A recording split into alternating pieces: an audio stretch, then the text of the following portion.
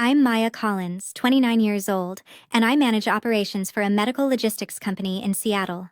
My job is built around one rule: nothing moves unless it is verified, approved, and documented.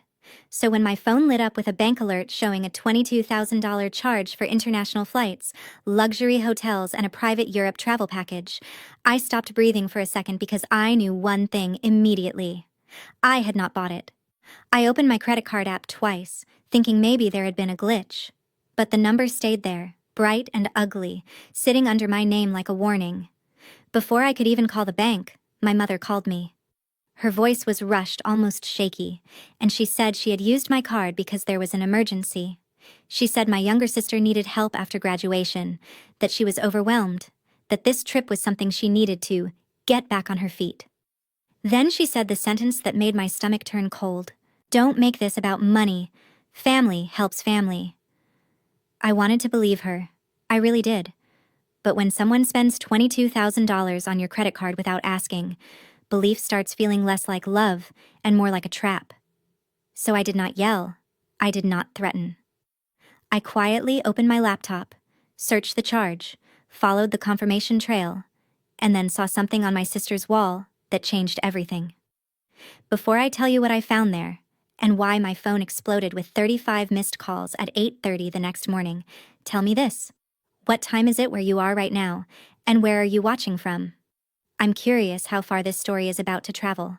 The first thing I saw was not a medical bill, not a crisis message, not a receipt from some urgent clinic, not anything that could explain why my mother had sounded like the world was ending. It was a picture of a white suitcase sitting open on a bed, filled with linen dresses, sandals, designer sunglasses, and a little pink passport cover that said, "Europe Girl Summer." I stared at it for several seconds, waiting for my brain to catch up with what my eyes were seeing. Then I noticed the caption, 12 days until Paris. Best graduation surprise ever. Thank you, Mom. My chest tightened so fast I actually put one hand on my desk. I clicked on the profile. There were more posts. A saved story highlight called Europe. A countdown sticker. A screenshot of a luxury hotel balcony overlooking Rome. A video of someone squealing while opening a printed itinerary. I did not need anyone to explain it to me. The $22,000 on my card was not an emergency. It was a vacation. Not a small vacation either. This was not a budget backpacking trip with discount flights and shared rooms.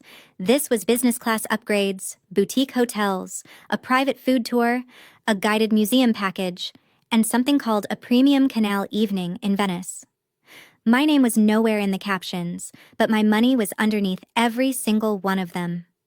I sat there in the glow of my laptop, remembering the way my mother had said, "Do not make this about money." That sentence sounded different now. It had not been a plea. It had been a warning. It meant she already knew I would object. It meant she had already decided my answer did not matter. I opened the bank app again and looked at the merchant name. Then I searched my email. Because years earlier my mother had convinced me to create a shared emergency folder after my grandmother fell and needed hospital paperwork sent quickly. I had forgotten the folder even existed. But there it was. Buried under old insurance forms was a new confirmation email from a travel agency in Bellevue. The email had been copied to that folder by accident, or maybe because my mother had gotten careless. It listed the package, the travel dates, the hotel names, the cancellation rules, and the payment method. Cardholder, Maya Collins. Traveler, not me. Billing address, mine. Authorized by phone, my mother. I felt the anger rise slowly. Not hot and wild, but clean and sharp. The kind of anger that makes you quiet because suddenly you understand everything. I thought about all the times I had been told I was responsible, practical, lucky, stable. Those words had always sounded like compliments until I realized my family used them as reasons to take from me. I was responsible, so I could handle it. I was practical, so I would not make a scene. I was stable, so I should carry everyone else. I zoomed in on the cancellation policy. A portion of the deposit was non-refundable after midnight. The full payment had been pushed through my card that afternoon. My mother had not panicked because there was an emergency. She had panicked because the deadline had passed, and she needed my credit limit before the booking disappeared. I looked back at my sister's profile. She had posted another story just minutes earlier, a mirror selfie with the caption, "Packing for my dream trip because my family always shows up for me." That was the moment something inside me went very still. I did not send a comment. I did not text her. I did not call my mother back. I opened a blank document and started writing down the timeline. Time of the charge. Time of my mother's call. Her exact words. The Instagram posts. The confirmation email. The cancellation policy. Every screenshot went into a folder labeled card dispute. By the time I finished, it was almost midnight. My hands were shaking, but my mind was clear. I had spent most of my life trying to keep peace in my family. That night, I finally understood that peace built on my silence was not peace at all. It was permission. I called the number on the back of my card and waited through the automated menu with my laptop open in front of me. When the representative came on, my voice sounded calmer than I felt. I explained that there was a $22,000 charge I had not authorized, that the person who placed it was a family member who had access to my card information from a real emergency years earlier, and that I had never given permission for this purchase. The representative paused when I said the amount. Then she asked if I recognized the merchant. I said yes, and recognizing the merchant did not make the charge authorized. That part mattered. I could hear myself becoming more precise with every sentence. I had learned from my job that people often hide behind confusion, but documentation cuts through confusion. I told her I had screenshots, a confirmation email, and messages showing I had been told it was an emergency after the purchase was already made. She placed me on hold. For 6 minutes, I sat in my condo with the refrigerator humming in the kitchen and the city lights outside my window. My phone kept buzzing, but I did not look. When she returned, she said they could freeze the card immediately, issue a new one, open a dispute, and mark the transaction for review. The charge was still pending, which meant the timing mattered. If the merchant had not fully captured the funds, the bank could hold it while they investigated. She warned me that family situations could get complicated. I said, "I understand." "Please continue." That sentence felt like stepping across a line I had been afraid of for years. "Please continue." Not let me think about it. Not maybe my mother meant well. Not what will people say. Please continue. She verified my identity, read disclosures, and asked whether I wanted to remove all saved digital wallet access. I said yes. She asked whether I wanted alerts for future large transactions. I said yes. She asked if anyone else had permission to use the card. I said no. When the call ended, my card was frozen, a new one was on the way, and the dispute had a case number. I wrote the case number at the top of my document. Then I changed passwords, banking, email, cloud storage, phone carrier, shopping accounts, anything my mother might have known from some old family favor. Each password changed felt like locking a door I had left open too long. Around 1 in the morning, an email arrived from the travel agency. Payment verification required. Reservation temporarily on hold. Please contact us within 24 hours to avoid cancellation. I read it twice, then saved it with the others. That email told me the bank had already done something. It also told me my mother would find out soon. For 1 weak second, guilt pressed against my ribs. I pictured my sister crying, my mother yelling, my father saying I should have called him first. But then I looked at the confirmation again. $22,000. My name, my credit, my future. I thought about how hard I had worked for that score. I thought about the condo I bought alone, the used car I drove for 5 years so I could save, the nights I ate oatmeal for dinner after college because I refused to ask anyone for help. And then I thought about how easily my mother had offered all of that to someone else, like my stability was a family coupon she could redeem whenever she wanted. At 2 in the morning, my mother texted, "Are you awake?" I did not answer. A minute later, another text. "We need to talk tomorrow." I did not answer that either. Then came one from my sister. Random question. "Did you get a fraud alert from your bank?" Mom said something weird might have happened. I stared at the message. She knew enough to ask, but not enough to apologize. I put my phone face down. I was tired, but I was not confused anymore. For the first time in a long time, I slept without planning how to make everyone else comfortable.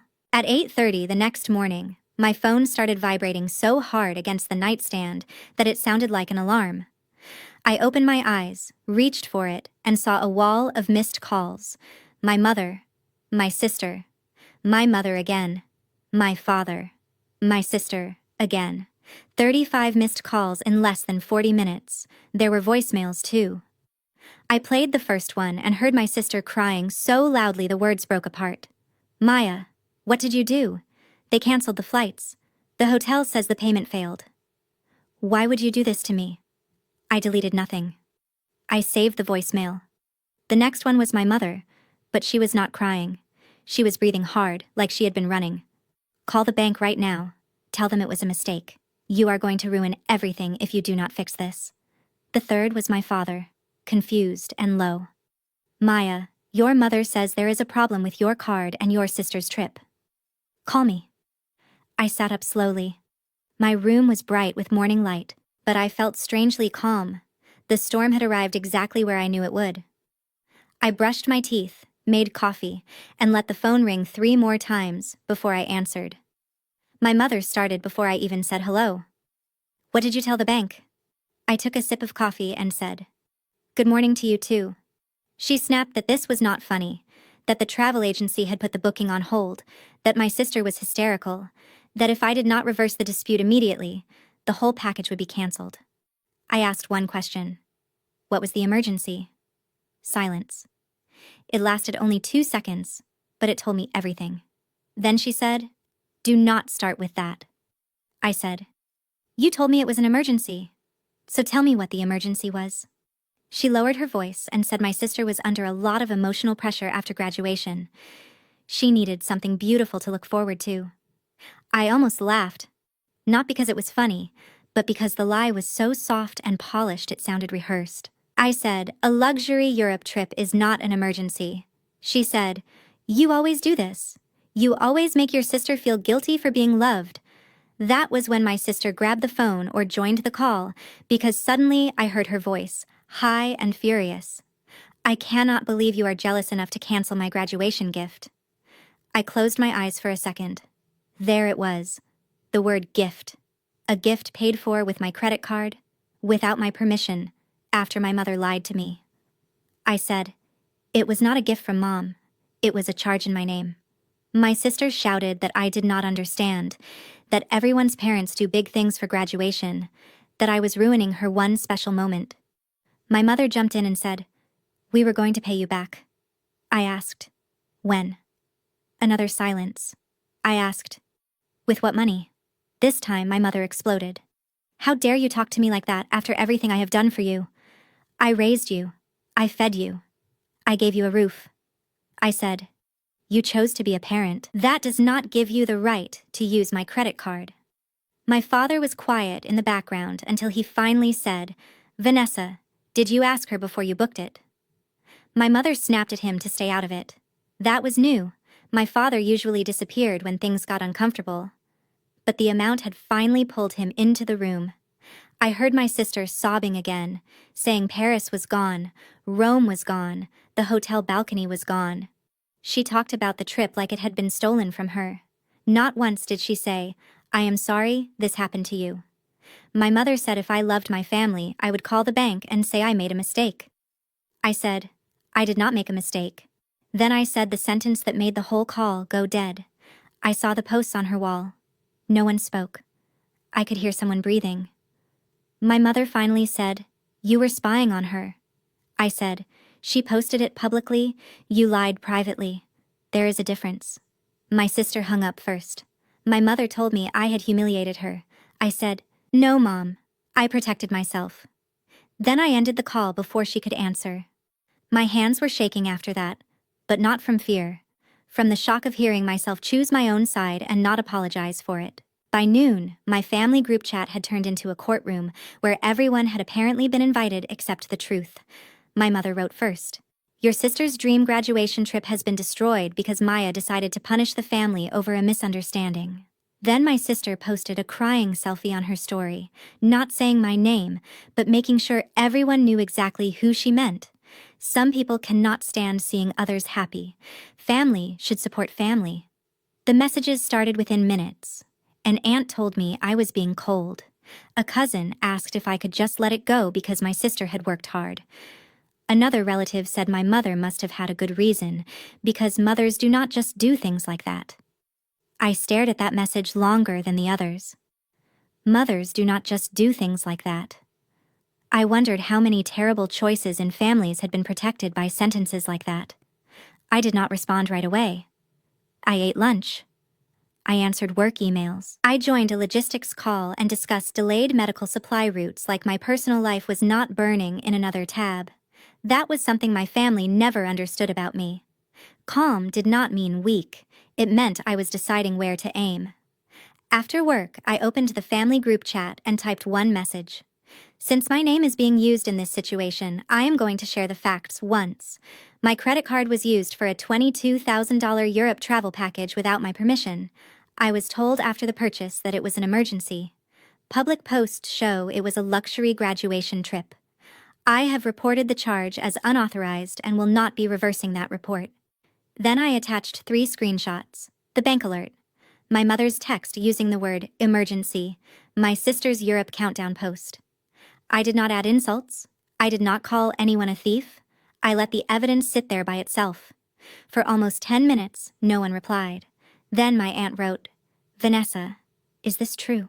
My mother answered with a paragraph about how I had always been dramatic, how she planned to pay me back, how she did not think I would mind because I had a good job. That was the second mistake she made that day. The first was lying. The second was admitting she had never asked because she assumed my success belonged to the family. My father called me after that. His voice sounded older than it had that morning. He asked me to explain from the beginning. I did. I told him about the charge, the phone call, the Instagram posts, the travel agency email, the bank dispute. He listened without interrupting, which was rare. When I finished, he said, "I did not know it was that much." I asked, "How much did you think it was?" He said nothing. I realized then that my mother had not just lied to me, she had also edited the story for him. Later that night, my cousin Lauren called. She did not start with advice. She started with, "I believe you." Those 3 words nearly broke me. She told me my mother had borrowed $4,000 from her 2 years earlier for a home repair that never happened. Before that, she had borrowed from another aunt for a medical bill that turned out to be a credit card payment. Lauren said people had whispered about it, but no one wanted to confront her because she always made it emotional. She cried. She accused people of judging her. She said, family should not keep score. I sat on my couch with the phone pressed to my ear, feeling the shape of a pattern I had been trained not to see. This was not a desperate mother making one poor choice. This was a woman who had learned that guilt could function like a credit card, and she had been swiping it for years. The next morning, the travel agency officially canceled the package. The deposit loss was several $1,000s, charged to my mother's backup payment method. I know because she called me screaming about it. She said I had cost her money. I said, "No, you cost yourself money when you used mine." That line made her so angry she hung up. But for the first time, her anger did not make me panic. It made me understand that my boundary had finally reached the person it was built for. The week after the cancellation was ugly, but it was also revealing. My mother tried every version of pressure she knew. She cried in voicemails. She sent long texts about sacrifice. She reminded me of school lunches she had packed when I was 8. As if a sandwich from childhood could justify a $22,000 charge in adulthood. She told relatives I had embarrassed her. She told my sister I had always resented her. She told my father I was trying to break the family apart. But this time, the story did not hold together. Too many people had seen the screenshots. Too many people had started comparing notes. My father, who had spent years avoiding conflict, finally opened the family bank statements. What he found changed the entire balance of the house. There were store cards he did not know about. There were payments to boutiques, deposits for events, and a separate balance from a furniture account my mother had hidden. The Europe trip was not just a celebration. It was part of a bigger performance. My mother wanted my sister's graduation to look perfect, because perfection had always been her favorite disguise.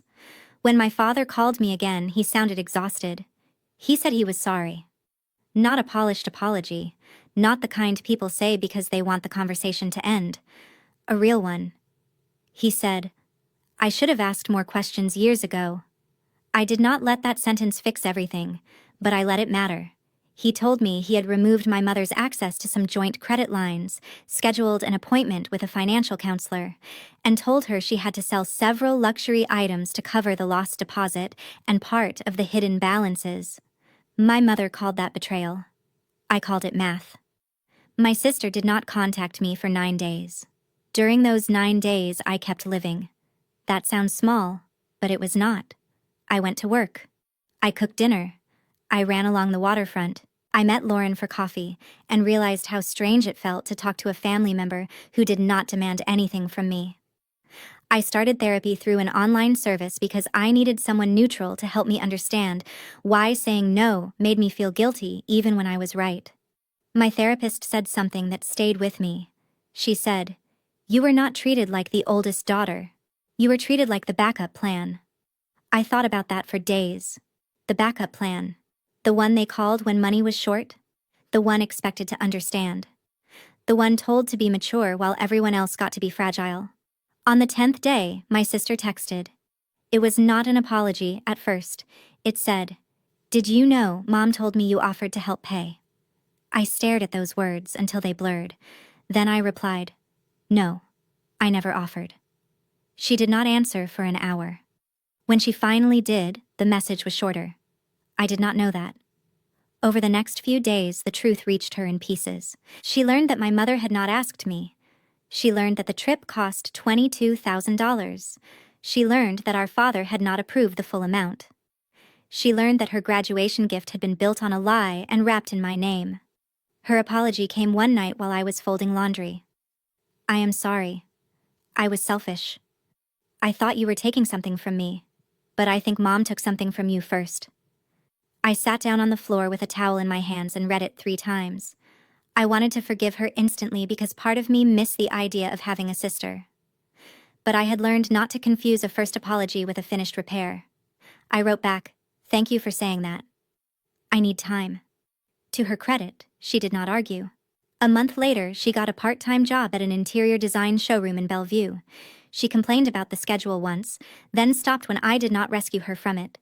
She started paying her own phone bill.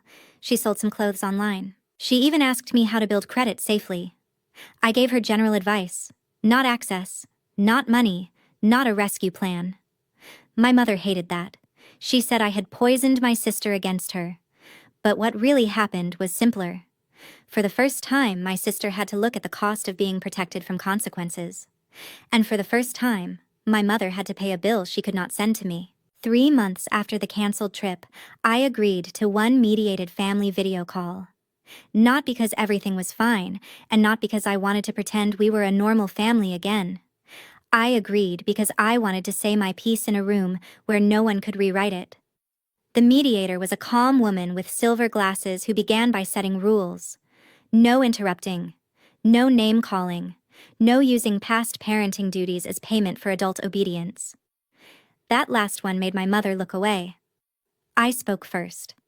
I said I was not there to debate whether my sister deserved a graduation celebration. I was there because my credit card had been used without permission, because I had been lied to, and because when I protected myself, the family treated me like the problem. My mother started crying before I finished. In the past, those tears would have pulled me out of my own anger. I would have softened. I would have apologized for my tone. I would have tried to make the room easier for everyone else. This time, I let her cry and kept talking. I said, "I love this family, but I will never again be the emergency fund for choices I did not make." My father apologized again, this time in front of everyone.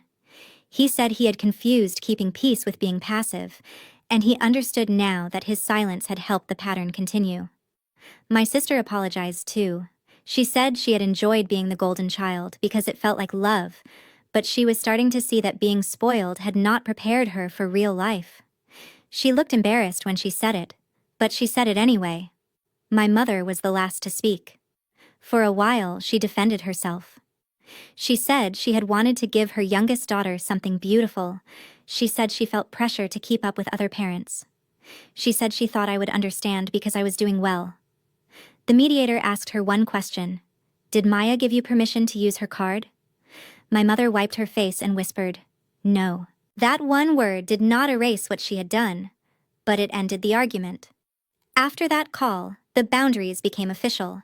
My mother would not have access to my financial information, my home access codes, my emergency documents, or my accounts. If she needed help, she could ask, and I could say no. My father continued financial counseling with her. Their marriage did not magically heal. Some relatives still thought I was too harsh, but fewer said it out loud after the truth became impossible to dress up as family love. My sister kept working. She did not become perfect. Neither did I. But she started saving for her own small trip, one she could actually afford, and one day she sent me a picture of a jar labeled travel fund. No guilt, no request, just progress. As for me, life became quieter in a way I had never known before. I accepted a larger project at work. I rebuilt my emergency folder with only my name on it. I changed every account, every password, every backup contact. I started sleeping better. I stopped flinching every time my phone rang. The strangest part was realizing that I had not lost my family by setting boundaries. I had lost the version of my family that required me to disappear in order to belong.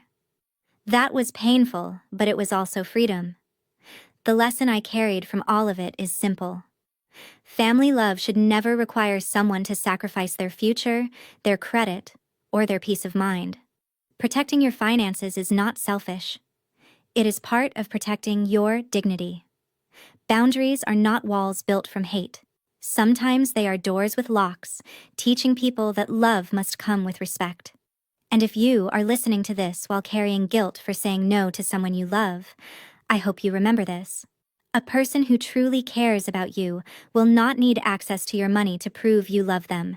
They will respect your no, your limits, and your right to build a life that is not constantly being drained by someone else's crisis. My mother wanted a beautiful story to post online.